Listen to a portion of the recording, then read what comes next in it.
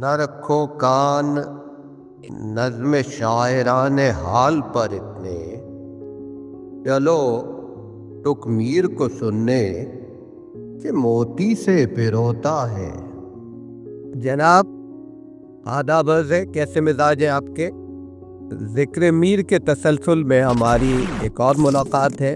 میر کا تذکرہ ہم جاری رکھیں گے۔ کسی نے لکھا تھا کہ مہابھارتا میں وہ تمام انسانی جذبات اور کیفیات جن سے ہمیں واسطہ پڑتا ہے ان کا ذکر ملتا ہے، وہ سب سمو دی گئی ہیں۔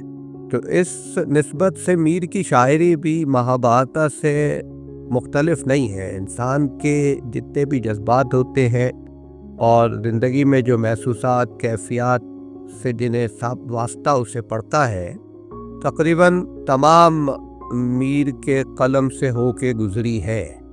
تو بعض اوقات ایسا لگتا ہے کہ جیسے میر صاحب امام ہیں اور انسانی جذبات، انسانی کیفیات محسوسات ان کے مقتدی ہیں اور میر صاحب امامت فرما رہے ہیں سب۔ مجھے یاد آیا کہ کچھ عرصہ ہوا جب میں نے ایک ایسے لکھا تھا اپنی ویب سائٹ پر، بلاگ پر، جس میں 3 گریٹ مغلز، تو اس میں بابر، اکبر اور جہان آرا کا ذکر تھا۔ تو کسی نے کہا کہ واقعی یہ بہت آپ نے اچھا لکھا ہے، اور اس نے پوچھا کہ آپ کے خیال میں ان میں عظیم ترین کون تھا؟ تو میں نے کہا کہ یہ جو 3 ہیں ان میں ظاہر ہے کہ اکبر کا مقام سب سے بلند ہے۔ ایک شخص نے جو کچھ بابر نے کیا تھا وہ اس نے دوبارہ سے کیا، اور اس کے بعد اس کو کنسالیڈیٹ کر کے ناٹ اونلی ایز فاتح جنگجو یا conqueror but as a statesman, as administrator, اس نے ہر لحاظ سے اپنے آپ کو منوایا۔ یہ بہرحال بات تھی، لیکن پھر میں نے ان سے کہا کہ لیکن جو سب سے عظیم مغل ہے ہندوستان کا وہ اس میں شامل نہیں ہے۔ انہوں نے پوچھا کون؟ میں نے کہا وہ غالب ہے۔ تو ان کے ظاہر کہ مغل خون تھا، تو یہ بات مجھے ایسے ہی یاد آ گئی۔ تو اگر اسی منطق کو آپ لے لیں تو میرے نزدیک میر صاحب جیسا سید بھی کوئی ہندوستان کی تاریخ میں پیدا نہیں ہوا۔ کمال آدمی ہے، کیا کیا انہوں نے نظم نہیں کیا، یعنی انتہائی سفلی جذبات سے لے کر اور الوحی اور کیا آپ مسٹیکل، صوفیانہ، میٹافزیکل، کوئی چیز چھوڑی نہیں ہے۔ ایسی چیزیں بھی لکھنی ہیں جنہیں آپ ابلا محافل میں یا فحش محافل میں پڑھتے ہوئے بھی کوئی شرمائے گا، اور وہ چیزیں بھی لکھنی ہے کہ جو انتہائی مقدس محافل میں بھی احترام سے پڑھی جائیں گی، ان کی بھی تقدیس میں اضافے کا باعث بنے گی۔ تو میر صاحب کی ورسٹیلٹی ہے، اور سب سے بڑی بات یہ کہ جیسے میں نے آپ سے پہلے عرض کیا تھا، غالب ہے خاموش ہو جاتے ہیں، تکلف کرتے ہیں۔ میر صاحب تکلف وغیرہ نہیں، جو انہوں نے کہنا ہے کہہ دیا۔ اب بات آپ کو گھٹیا لگے، لچر لگے، آسمانی لگے، وہی جیسی لگے، میر صاحب نے جو کہنا ہے وہ کہہ دیں گے۔ تو اس قدر بہادر ایڈونچرس شاعر اردو میں کوئی اور نہیں گزرا۔ وہ خود ہی کہتے ہیں کہ طرفے رکھے ہیں ایک سخن 4 میر، کیا کیا کہا کرے ہیں زبان قلم سے ہم۔ تب یہ ظاہر ہے کہ میر صاحب کا جو مکمل کلام ہے اس سے ہم انتخاب کر کے پیش کر رہے ہیں، اور اس میں میں نے استفادہ حاصل کیا ہے میر اثر کے، محمد حسن عسکری کے اور علی صفدر جعفری کے جو انتخابات ہیں میر صاحب کے۔ اس کے باوجود یہ ہے کہ لوگ کہتے ہیں کہ میر صاحب کو کئی صفحات پلٹ جاؤ پھر کوئی کام کا شعر ملتا ہے، تو وہ کوئی اور میر ہوگا جس کی وہ کتابیں پڑھ رہے ہوں گے۔ یہ دونوں دیوان جو ان کا مکمل کلام ہے یہ سامنے ہے میرے، 2000 کے قریب غزلیں ہیں۔ کوئی صفحہ ایسا گزرنا نہیں پاتا کہ کوئی شعر آپ کی توجہ کا طالب نہ ہو، آپ کا دامنگیر نہ ہو جائے، اور اگر آپ چھوڑ کے آگے بڑھنا چاہیں تو اناگیر ہو جائے کہ بھائی مجھ میں کیا کمی ہے۔ لیکن اگر ہر شعر جو اچھا لگے میر صاحب کا اس کی تشریح کی جائے تو پھر تو 100 سے بھی زیادہ اقساط چاہیے ہوگی۔ اس لیے ہم کافی شعروں سے حذر کرتے ہیں، اور کچھ بہت ہی زیادہ جن پہ نگاہ انتخاب ٹھہرتی ہے انہیں شامل کیا جاتا ہے۔ تو اب جو اگلا شعر ہے جس سے صرف نظر کرنا زیادتی ہوگی، وہ میر صاحب کہتے ہیں کہ پایا نہ دل بہایا ہوا سیل اشک کا، میں پنجے مژہ سے سمندر بلو چکا۔ بلونا کہتے ہیں ٹو چرن، جیسے آپ دودھ وغیرہ بلوتے ہیں۔ چھوٹے شہروں کے لوگوں کو، گاؤں والوں کو پتہ ہے، یا پچھلی جنریشن کو، but if anyone from the millennials or XYZ generations is listening, they probably would not know۔ اب اس شعر میں آپ کیفیت دیکھیے کہ آنکھوں کی پلکوں سے سمندر بلونے اور اشکوں کے سیلاب میں بہے ہوئے دل کا پیکر میر نے تراشا ہے۔ آنسوؤں کا سیلاب آیا، دل بہہ گیا، پھر اس سیلاب نے سمندر کی شکل اختیار کر لی۔ اس سمندر میں پلکیں پنجے کی طرح تھیں جن کے ذریعے ٹٹولا جا رہا تھا کہ دل ملے۔ اب آپ یہ سوچیں کہ میر صاحب نے یہ مثال کیوں دی ہے؟ وہ اس لیے کہ پلکوں سے سمندر بلونا ایک لاحاصل کوشش ہے، ایک کمال مشکل بھی ہے، صعوبت بھی ہے، مشقت طلب بھی ہے اور بے فیض ہے۔ لیکن تو اب میر صاحب نے ان کو یکجا کر کے طوفان عشق کی شدت اور دل کی بے چارگی دونوں کی منظر کشی کی ہے، اور ڈھونڈنے والے کی سعی خام یعنی بے فائدہ محنت کی تصویر کھینچ دی ہے۔ تو اب اگر آپ اسے بیک گراؤنڈ میں دیکھیں میر صاحب کے تہذیبی، تو ہندوستانی دیو مالا میں سمندر بلونے کا مقصد تھا امرت حاصل کرنا۔ امرت سے پہلے زہر نکلا جسے شیو جی نے پی لیا۔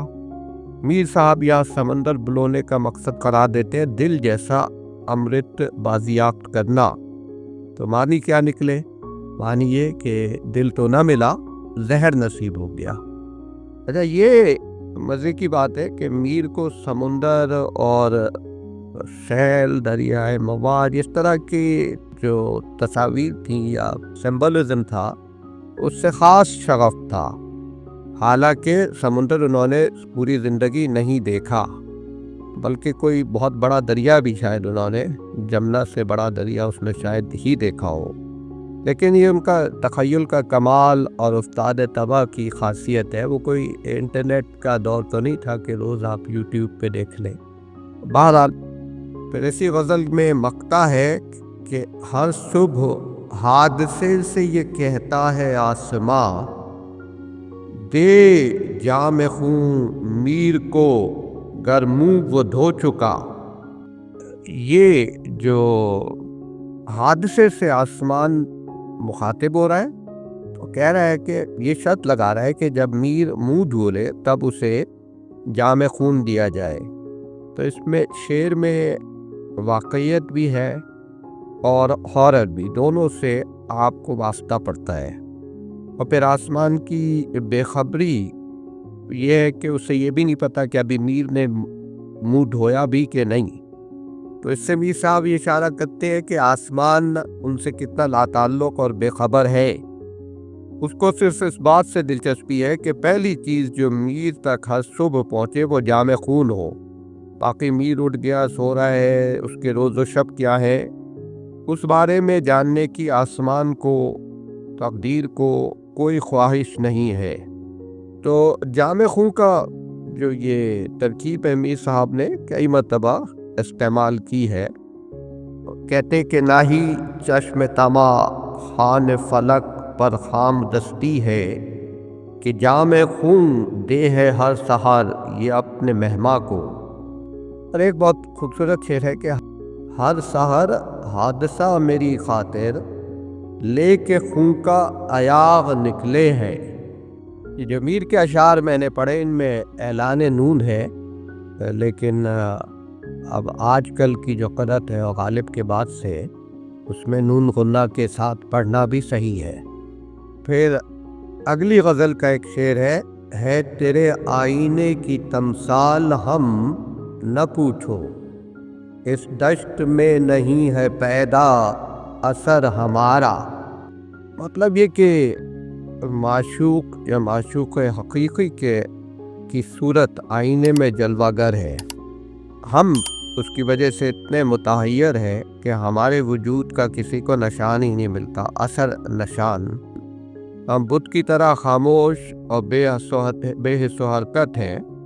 اب یہاں پہ روزمرہ کا محاورہ میر نے استعمال کیا، نہ پوچھو، یہ انتہائی معنی خیز ہو جاتا ہے اس شعر میں۔ مقصد یہ ہے کہ ہم تیرے آئینے کی صورت ہے، یعنی جس طرح تیرا آئینہ تیرے جلوے کے اثر سے مبہوت اور ساکت ہو جاتا ہے، اس طرح ہم بھی ہیں۔ دشت سے یہاں مراد کائنات بھی ہو سکتی ہے، کوئی مشکل بھی ہو سکتی ہے، کوئی ڈیفیکلٹ سچویشن، دشت عشق بھی ہو سکتا ہے۔ ہم تجھ میں محویت کے باعث اس قدر کھو گئے ہیں کہ تیرے آئینے کی تمثال کی طرح ہے۔ ہمارا کوئی نشان اس دشت میں باقی نہیں ہے، یا ایسا بھی نہیں کہ ہم اس دشت میں کوئی نشان چھوڑ جائیں گے۔ تو جس طرح ہم زمانے گزرا ہے، اسی طرح ہم بھی رفتنی ہیں، گزشتنی ہے، یعنی جیسے تیرے آئینے میں شکلیں منعکس ہوتی اور آتی جاتی رہتی ہیں، ٹھہرتی نہیں، یوں ہی ہم بھی ہیں، ہمارا کوئی ٹھکانہ، کوئی پتہ نہیں ہے۔ آپ میر کی چالاکی دیکھیں کہ اپنی بے حقیقتی پر گفتگو ہے اور خود کو آئینہ تمثال قرار دے کر اتنی خوبصورت تشبیہ دے کے اپنی تعریف بھی کر ڈالی ہے۔ تو کوئی وجود ہمارا نہیں ہے یا ہمارا وجود و عدم برابر ہے، یہ غالب اور میر کا پسندیدہ موضوع ہے اردو میں، اسے ان کا ایک مستقل مضمون قرار دینا چاہیے۔ اور یہ جو شعر میں نے اس لیے پڑھا کہ اس میں میر نے اسے ایک بالکل نئے انداز میں باندھا ہے، جیسے میں نے آپ سے عرض کیا۔ اگلا شعر ہے تیرا روز اپنا لڑکوں کی دوستی سے، اس دن ہی کو کہے تھا اکثر پدر ہمارا۔ اب امرت پرستی کے اشعار میر کے ہاں بہت ہیں، حافظ کے ہاں بھی ہیں، رومی کے ہاں بھی ہیں۔ کیوں ہوتے تھے اس زمانے میں اس قدر ہی آپ ان سے پوچھیں جو صنف نازک کو چھپانے کے قائل تھے، دبا کے رکھنے کے قائل تھے۔ ہمارا یہ موضوع نہیں ہے، لیکن حقیقت ہے کہ یہ ہے تو ہے۔ یہ آپ کی بلکہ عشقیہ شاعری کی پوری روایت میں ہے، یہ عربی، فارسی اور اردو، اور اس کی بہت ساری وجوہات ہیں، وہ ہماری گفتگو کا موضوع نہیں ہے۔ اور میر کے ایسے بہت سارے اشعار ہیں، ہم نے کوئی نہیں پڑھا، کیونکہ رندی پر یا عاشقی پر جو پھکڑ شعر ہوتا ہے، بد مذاق ہوتا ہے، وہ اچھا نہیں ہوتا۔ اس طرح امرت پرستانہ شعر بھی عموماً اچھا نہیں ہوتا، لیکن میر سلیقہ کے بڑے قائل ہیں، یہ ایک اچھا شعر ہے۔ میر صاحب کیا کہنا چاہ رہے ہیں وہی جانتے ہیں۔ کہہ رہے کہ باپ نے بیٹے کو نصیحت کی کہ لڑکوں سے دوستی مت کرنا۔ تو پہلی بات یہ کہ ایک ایسا موضوع تھا جس میں اس زمانے میں جس میں باپ بیٹے میں گفتگو ہو سکتی تھی۔ اچھا، اس کے ساتھ خوش طبعی بھی ہے، واقعی کوئی رنج کا احساس نہیں ہے کہ لڑکوں کی دوستی نے انہیں اس انجام تک پہنچا دیا، بلکہ ایک طرح سے لگتا ہے کہ میر صاحب جھوٹا افسوس ظاہر کر رہے ہیں۔ دوسرے مصرعے میں طنز کا پہلو بھی ہے۔ پہلا پہلو تو یہ ہے کہ اول تو خود پہ طنز کر رہے ہیں میر صاحب کے، جیسی حرکتیں تھیں ویسا پل پایا، اور دوسرا پہلو یہ ہے کہ اپنی بے حیائی پہ طنز کر رہے ہیں، کیونکہ لڑکوں سے دوستی ترک کرنے کا کوئی ارادہ اس شعر سے ظاہر نہیں ہوتا۔ تیسرا پہلو یہ ہے کہ لڑکوں کی دوستی میں یہ بات انہوں نے مبہم رکھی کہ ہم نے ان سے دوستی کی یا لڑکوں نے ہم سے دوستی کی۔ تو پھر آپ تیرا روز اور اس دن کی مناسبت بھی دیکھیں، بلکہ آخر عمر میں میر صاحب نے کہا تھا کہ معقول گر سمجھتے تو میر بھی نہ کرتے، لڑکوں سے عشق بازی ہنگام کہنہ سالی۔ بہرحال شعر اچھا تھا۔ اگلا شعر ہے نشو و نما ہے اپنی جوں گرد باد انوکھی، بالیدہ خاک راہ سے ہے یہ شجر ہمارا۔ میر نے یہ مضمون خان آرزو سے ڈائریکٹلی بورو کیا ہے۔ اور خان آرزو کا شعر میر سے بھی اچھا ہے.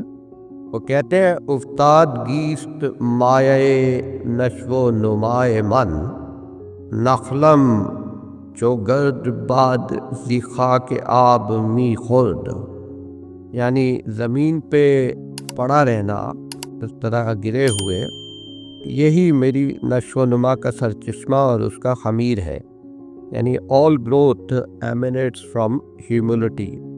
گرد بار جیسے خاک سے اٹھتا ہے، اسی طرح میرا درخت بھی خاک ہی سے آبیاری پاتا ہے.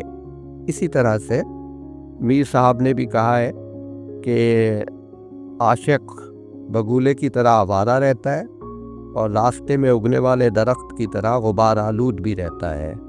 تو اپنی نشو و نما کے اس سے مشابہ قرار دے کر میر صاحب نے خود اپنی شخصیت کو مظاہر فطرت جیسی عظمت اور انوکھا پن بخش دیا. پھر اگلا شعر ہے کہ دل نہ پہنچا گوشۂ دامہ تلک، قطرۂ خوں تھا مشا پر جم رہا. اب یہ انتہائی بلیغ شعر ہے. وہ کہتے ہیں کہ دل میں تو اتنی سکت نہیں تھی کہ اپنے مطلب اپنے مقصد تک پہنچے، معشوق کے ہاتھ تک پہنچے یا اس کے دل تک پہنچے. واماندگی نے، کم حوصلگی نے، تھکن نے اتنا کم آرزو کر دیا تھا کہ بس یہی خواہش تھی کہ اس کے دامن کے کنارے تک پہنچ جائے، تو مگر یہ تمنا بھی پوری نہیں ہوئی. تو یہ ایک خوبصورت انداز ہے، کیونکہ دل قطرہ خون تھا اور خون کی صفت یہ ہوتی ہے کہ وہ جلدی سے جم جاتا ہے.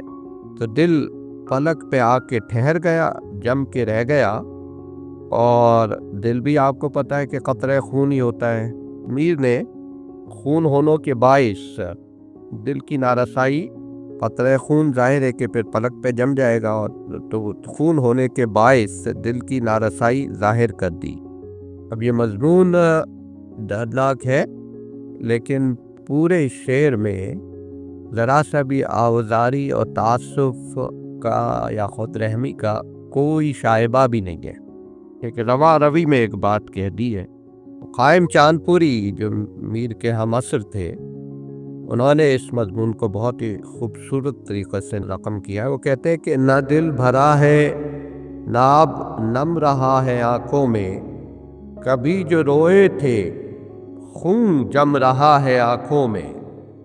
وہ محو ہوں کہ مثال حباب آئینہ، جگر سے کھچ کے لہو جم رہا ہے آنکھوں میں.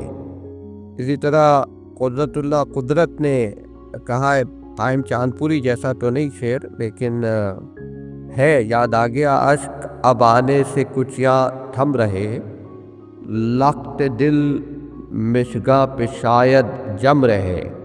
لیکن میر کے ہاں دل کی نارسائی کا جو پہلو ہے، جو آپ تصویر کشی کی ہے، اس کے لیول کی کوئی چیز قائم کے اشعار میں بھی نہیں ہے. پھر اگلا شعر ہے کہ مجلس آفاق میں پروانہ سا، میر بھی شام اپنی سحر کر گیا. میر نے یہاں مجلس آفاق جو فقرے میں استعمال کیا ہے، اس نے اس شعر کو بہت رفعت ادا کر دی ہے. پروانہ عام مجلسوں و محفلوں میں جل کر خاک ہوتا ہے تو اپنی شام کو صبح کر لیتا ہے، لیکن میر نے جس محفل میں جان دی وہ پوری کائنات کی محفل تھی، یونیورس یا میٹاورس. اپنی عظمت اور اس کے حوالے سے انسان کی عظمت کی تائید میر نے انتہائی خوبی سے کی ہے. تو عظمت انسان کی عکاسی یہ ہے کہ اب جیسے کر گیا میں جان بوجھ کر کیا، ارادہ کر کے ایسا کیا یا مجبوراً، تو ایک ہی عمل میں مجبوری بھی ہے، مختاری بھی ہے. یہی ہماری کہانی ہے زندگی کی. اور دوسرا نقطہ جیسے بیان کیا کہ پروانہ تو معمولی شمع پر نثار ہوتا ہے، ہم نے جس شمع پر جان دی وہ شمع حقیقت تھی، کیونکہ قرآن میں کہا گیا ہے کہ اللہ زمین و آسمان کا نور ہے، اور دیگر الہامی یا مذہبی کتب میں بھی یہ مضمون ملتا ہے. اگلا شعر ہے کہ آیا جو واقعے میں درپیش عالم مرگ، یہ جاگنا ہمارا دیکھا تو خواب نکلا۔ تو یہ بھی ایک خوبصورت شعر ہے کہ عام طور پہ زندگی ایسی گزری کہ معلوم ہوا موت کا عالم ہے، ایسی تنگی اور مشکل تھی کہ بعض لمحات پہ موت کا دھوکہ ہوا، لیکن جب ایک مرتبہ واقعی موت آئی تو یوں سمجھو کہ آنکھیں کھل گئیں۔ پھر معلوم ہوا کہ یہاں کی زندگی محض خواب تھی، اس کی اصلیت کچھ بھی نہیں تھی۔ مادی زندگی جس سے اتنی رغبت تھی وہ ایک غفلت کا باب تھا جو اب بند ہوا، اور اس میں حقیقت سے اتنی بے خبری تھی کہ اس نے زندگی کو محض ایک خواب بنا دیا۔ ایک اور مطلب یہ نکلتا ہے کہ یا ہم واقعی خواب دیکھ رہے تھے اور اس دنیا میں آنے سے پہلے ہم عدم میں موجود تھے، باہوش و حواس تھے، اور اس دنیا میں آئے تو غافل ہو گئے، یا غافل ہو گئے تو اس دنیا میں آئے، اور اب جو مرے ہیں تو پھر سے بیدار ہوئے ہیں۔ درد نے بھی ایک جگہ کہا تھا کہ وائے نادانی کے وقت مرگ یہ ثابت ہوا، خواب تھا جو کچھ کے دیکھا، جو سنا افسانہ تھا۔ تو درد کا شعر اچھا ہے لیکن میر کے شعر کا مقابلہ نہیں ہے۔ تو یہ اشعار اسی لیے میں پیش کر دیتا ہوں تاکہ آپ کو احساس ہو کہ میر کس منزل پہ جا کے گفتگو کرتے ہیں۔ بلکہ ایک جگہ تو میر نے انتہائی خوبصورتی سے کہا ہے کہ چشم دل کھول اس بھی عالم پر، یہاں کی اوقات خواب کی سی ہے۔ اب ناسخ نے اسی مضمون کو اس شعر سے پورا مستعار لیا ہے، بورو کیا ہے۔ اچھا شعر کہا ہے لیکن میر سے کوئی مقابلہ نہیں۔ ناسخ کہتے ہیں کہ ہوں گی بند آنکھیں تو سمجھو گے کہ بیداری ہے یہ، دیکھتے ہو کھول کر آنکھیں جو تم یہ خواب ہے۔ بہرحال عید کا شعر آپ نے سنی لیا۔ پھر اگلی غزل کا شعر ہے کہ ایک عمر مجھے خاک میں ملتے ہوئے گزری، کوچے میں تیرے آن کے لوہو میں نہایا۔ اب یہ ایک خوبصورت شعر ہے کہ ساری عمر جو ہے تیری آرزو میں در بدر خاک ہوتے رہے، اور منزل پہ پہنچ کے تیرے کوچے میں پہنچ کر لہو میں نہانے کی یعنی خون میں نہانے کی بھی میر صاحب کو اگر خوشی نہیں تو تمانیت ہے کہ آخر اس کے کوچے میں پہنچ تو گئے۔ طنز بھی ہے لیکن اتنی معصومیت سے کہ کوئی بھی کسی کو بھی برا نہیں لگ سکتا۔ ایک اور جگہ میر صاحب نے کہا تھا بڑی آرزو تھی گلی کی تیری، تو یہاں سے لہو میں نہا کر چلے۔ میر مہدی مجروح نے بھی اچھا شعر کہا ہے اس پہ۔ انہوں نے کہا ہے کہ تھے ملوث بہت سو مقتل میں، پاک خون میں ہوئے نہانے سے۔ اگلا شعر اس غزل کا خوبصورت شعر ہے، یا قافلہ در قافلہ ان رستوں میں تھے لوگ، یا ایسے گئے یہاں سے کہ پھر کھوج نہ پایا۔ ایک اور شاعر ہے اظہار الحق جو اخبار میں کالم بھی لکھتے ہیں، تو ان کا اسی میں خیال ہے کہ وہ گھاس اگی ہے کہ کتبے بھی چھپ گئے سارے، نہ جانے آرزوئیں ہم نے دفن کی ہے کہاں۔ پھر فراز کا ایک شعر ہے، وقت نے وہ خاک اڑائی ہے کہ دل کے دشت سے، قافلے گزرے ہیں پھر بھی نقش پا کوئی نہیں۔ ایک اور جگہ فراز کہتے کہ کیا لوگ تھے کہ جان سے بڑھ کر عزیز تھے، اب دل سے مہو نام بھی اکثر کے ہو گئے۔ فراق کا ایک شعر ہے جو فراز سے جیسا تو نہیں ہے لیکن اب بہتر ہے فراق صاحب کے حساب سے۔ اب یاد رفتگاں کی بھی ہمت نہیں رہی، یاروں نے کتنی دور بسائی ہے بستیاں۔ اب ان میں زیادہ تر خوبصورت اشعار ہیں لیکن زیادہ تر ذاتی المیہ ہے، لیکن میر صاحب کا جو شعر ہے اس کا جو متکلم ہے یعنی اسپیکر ہے وہ تمام انسانوں کا استعارہ ہے کہ یہ کائناتی المیہ بنا دیا انہوں نے کہ اگرچہ تنہا اور باماندہ حال ہے انسان، مگر پھر بھی کھوئے ہوئے کی جستجو کرتا رہتا ہے۔ پھر یہ مشہور عالم جو ہے ازبر زبان شعر ہے کہ سرسری تم جہان سے گزرے ورنہ ہر جا جہان دیگر تھا۔ یہ میر صاحب کا خاص مضمون ہے۔ ایک اور جگہ کہتے ہیں رکھنا نہ تھا قدم یا جوں باد بے تعمل، سیر اس جہاں کی رہرو پر تو نے سرسری کی۔ ایک اور جگہ ہے کہ گزرے بسان سرسر عالم سے بے تعمل، افسوس میر تم نے کیا سیر سرسری کی۔ لیکن یہ دونوں اشعار جو میں نے شعر پہلے پڑھا اس پہ گفتگو ہو رہی ہے اس کے آس پاس بھی نہیں ہے۔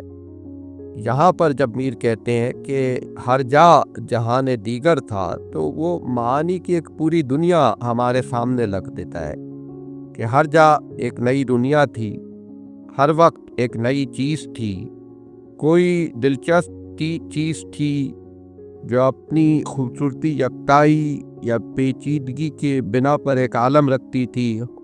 ہر جگہ ایک عالم کہہ کے میر نے بات بہت آگے بڑھا دی ہے۔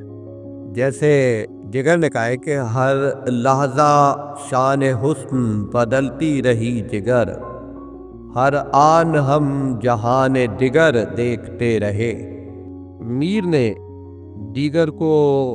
دیگر سے مطلب یہ بھی کہ بدلتے رہنا یا متزلزل ہونا، پھر ایک پوری عمر گزرنے کو انہوں نے سرسری قرار دے دیا ایک چھوٹے سے شعر میں، اور پھر اس طرف بھی اشارہ کیا ہے کہ دنیا اتنی رنگ و رنگ وسیع اور پیچیدہ ہے، اس قدر تجربات کی فراوانی ہے کہ ایک عمر گزارنا محض سرسری گزرنے کے برابر ہے۔ یعنی صرف یہ مطلب نہیں ہے کہ توجہ نہیں دی، توجہ دی، بہت دی، ایکسپیرینسز کو انجوائے کیا، اور اس کے باوجود کتنا بھی جی لیا، کتنا بھی پھر لیا، کتنا بھی ایکسپیرینس کر لیا، وہ سرسری گزرنے کے برابر رہا۔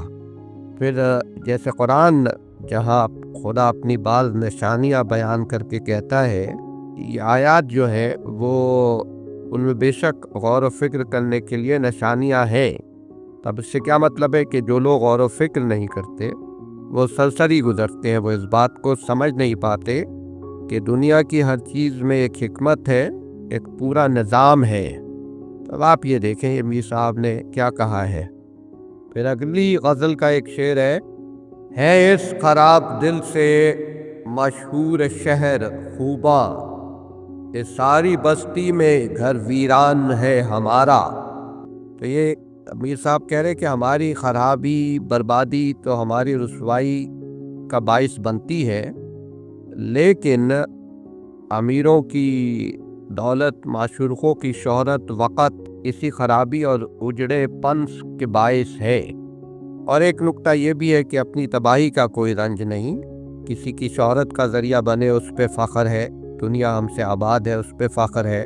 جلال لکھنوی نے یہی بات کہی ہے، بے نشاں ہونے میں تھے اپنے تمہارے شہرے، تم مٹاتے ہمیں ہم نام تمہارا کرتے۔ اب یہ ظاہر میر کا شعر اس سے بہت بہتر ہے۔ پھر اسی غزل میں آگے کہتے ہیں کہ ہم وہ ہیں تم رکھو تم، مر جائیں رک کے یکجا، کیا کوچا کوچا پھرنا عنوان ہے ہمارا۔ عنوان سے مطلب ہیبٹ، میتھڈ یا طریقہ۔ شعر کا مطلب آسان ہے، سن رکھو تم میں میر نے ایک امیزنگ آپ کہہ سکتے ہیں وقار رکھا ہے، اپنائیت بھی ہے، یکتائی بھی ہے۔ اسی طرح عنوان کا لفظ انتہائی خوبصورتی سے استعمال کیا ہے، کیونکہ صاحب عنوان مطلق العنان بادشاہ کو بھی کہتے ہیں، لہٰذا یہ لہجے کی تمکنت کو ظاہر کرتا ہے یہ ورڈ۔ یا عنوان آپ کو پتہ کتاب کے پہلے ورق کو بھی کہتے ہیں۔ تو اسی طرح کوچا کوچا پھرنا اور رک کے یکجا عنوان میں ایک معنوی ربط بھی ہے۔ اگلا شعر اس کا بہت اچھا ہے، ماہیت دو عالم کھاتی پھرے ہے غوطے، یک قطرہ خون یہ دل طوفان ہے ہمارا۔ ماہیت دو عالم سے مراد دو عالم یا جتنے بھی اب عالم ہیں ان کی سب ذات و صفات دونوں مراد ہیں۔ غوطے کھاتے پھرنے کا مطلب ہے کہ دھوکے میں رہنا، کسی چیز کی حقیقت سے باخبر نہ ہو سکنا، اور خوش کرتے رہنا لیکن حقیقت تک نہ پہنچ جانا۔ تو جیسے غالب نے ایک جگہ قیاس اللغات پر طنز کرتے ہوئے لکھا ہے ان کی مصنف پر کہ حیض و نفاس کے مسائل میں غوطہ مارنا اور چیز ہے اور زبان فارسی کے مسائل پر بحث کرنا اور چیز ہے۔ پھر میر کے شعر میں طوفان کی مناسبت سے کھاتی پھرے غوطے کے لغوی معنی بھی درست ہو گئے ہیں۔ دل دراصل ایک طوفان ہے، اور یہ ہمارا اپنا اٹھایا ہوا طوفان، یوں تو دل سب کے سینے میں ہوتا ہے لیکن ہم نے اسے طوفان بنا ڈالا۔ اب انسان کی عظمت کے اثبات میں، افرمیشن میں، میر نے بہت سارے اشعار کہے ہیں، لیکن یہ شعر اپنا جواب آپ ہے۔ اور آپ کو تعجب ہوگا، جیسے کئی دفعہ عرض کیا جا چکا، کہ ایسے اشعار کے بعد لوگ سمجھتے ہیں کہ میر مسکینی، بیچارگی، رونے دھونے کے شاعر ہیں۔ یہ دبدبا اور یہ تنتنا آپ کو نظر نہیں آتا کیا؟ اگلا شعر ہے میر صاحب کا کہ آدم خاکی سے عالم کو جلا ہے، ورنہ آئینہ تھا یہ ولے قابل دیدار نہ تھا۔ تو آئینے کی مناسبت سے قابل دیدار میر نے استعمال کیا ہے کہ آئینہ اس قدر معمولی تھا، دھندلا تھا کہ اس میں کچھ نظر نہیں آتا تھا۔ اور یہ بھی انسان کی عظمت و اہمیت کا ایک دفعہ پھر اعلان کر رہے ہیں۔ یہ پہلو انتہائی دلچسپ ہے کہ آدم خاکی نے اس عالم کو کس طرح جلا کی دی، اور انسان کے آنے سے پہلے یہ عالم پروردگار کا آئینہ تو تھا، مگر آئینہ ہوتے ہوئے بھی روشن یا قابل دید نہ تھا۔ تو جیسے ایک حدیث قدسی مشہور ہے صوفیوں میں کہ میں مخفی خزانہ تھا، میں نے چاہا کہ ظاہر ہو جاؤں اور پہچانا جاؤں، اس لیے میں نے کائنات کی تخلیق کی۔ میر اس سے آگے کہتے ہیں کہ کائنات کی تخلیق بھی اس وقت تک نامکمل تھی جب تک اس میں انسان کا وجود نہ تھا، کیونکہ آئینہ مکمل تب ہوتا ہے جب اس میں جلا ہو، ریفلیکٹ کرنے کی صلاحیت موجود ہو، قوت انعکاس ہو۔ خزانہ نور الہی بھی اس وقت تک اپنے کو ظاہر کرنے اور اپنے عکس، اپنے حسن کا مشاہدہ کرنے سے قاصر تھا جب تک آئینہ کائنات پر انسان کے ذریعے اس نے جلا نہیں دی، یعنی انسان کے ذریعے اسے برنش نہیں کیا۔ تو خدا کی خدائی میر صاحب کے حساب سے انسان کے بغیر پوری نہیں۔ نور کو ظہور میں آنے کے لیے خاک کی ضرورت ہے۔ انسان اگرچہ خاکی ہے، لیکن کائنات کی تکمیل جبھی ہوئی جب انسان بنا۔ اگلا شعر ہے اسی غزل میں، دھوپ میں جلتی ہیں غربت وطنوں کی لاشیں، تیرے کوچے میں مگر سایہ دیوار نہ تھا۔ بہت خوبصورت شعر ہے، لیکن کیفیت کا شعر ہے تو آپ اسے محسوس کیجئے۔ پھر کہتے ہیں کہ صد گلستہ تہ یکبال تھے اس کے جب تک، طائر جاں قفس تن کا گرفتار نہ تھا۔ تہ بال ہوتا ہے جیسے یہ بازوؤں کے تلے آپ اپنے آپ کو لے لیتے ہیں۔ میر صاحب کا مطلب یہ ہے کہ انسان جب تک عالم ارواح میں تھا ہر چیز اس کی تھی، کیونکہ وہ لامحدود تھا، he was not limited۔ پھر جب ٹائم اور اسپیس کا پہ ڈپینڈنٹ ہوا، پھر جسم کی قید میں دنیا میں آیا تو محدود ہو گیا۔ یہ ایک صوفی مضمون ہے خاص، اور میر صاحب نے طائر جاں یعنی جان زندگی کا پرندہ، قفس تن جسم کی قید کے عام استعاروں کو لے کر سینکڑوں گلستان کا اپنے بازوؤں کے نیچے ہونے کا ایک نیا پیکر تراشا ہے۔ ایک جگہ میر صاحب کہتے ہیں نا کہ عالم میں جا کے مجھ کو تنزع تھا، اب تو میں آلودگی جسم سے ماٹی میں اٹ گیا۔ بہرحال ایک اچھا شعر ہے۔ پھر آخری مقطع اس غزل کا ہے کہ رات حیران ہوں کچھ چپ ہی مجھے لگ گئی میر، درد پنہا تھے بہت پر لب اظہار نہ تھا۔ لب اظہار میر کی اپنی ترکیب ہے جو انہوں نے خود ہی اختراع کی ہے۔ اچھا شعر ہے، لفاظی ہے، خوبصورت شعر ہے۔ ایک جگہ سراج اورنگ آبادی نے بھی کہا ہے، جو میر کا جنہوں نے اتباع کیا ہے اس شعر میں، جو دیکھے گل رخوں کو لاابالی، بجا ہے گر لب اظہار باندھے۔ اسی طرح جرأت نے بھی میر کے شعر کے جواب میں یہ شعر کہا تھا کہ غنچہ سا دفتر حسرت لیے ہم یہاں سے چلے، 100 زباں منہ میں تھیں لیکن لب اظہار نہ تھا۔ آپ کو احساس ہوا ہوگا کہ میر کا شعر ہے۔ اس کے ساتھ ہم آج اس گفتگو کو یہیں پر تمام کرتے ہیں۔ اگلی مرتبہ آپ سے ملاقات ہوگی، جب تک کے لیے آپ اپنا خیال رکھیے گا۔ خدا حافظ۔ بہت شکریہ آپ کی توجہات کا۔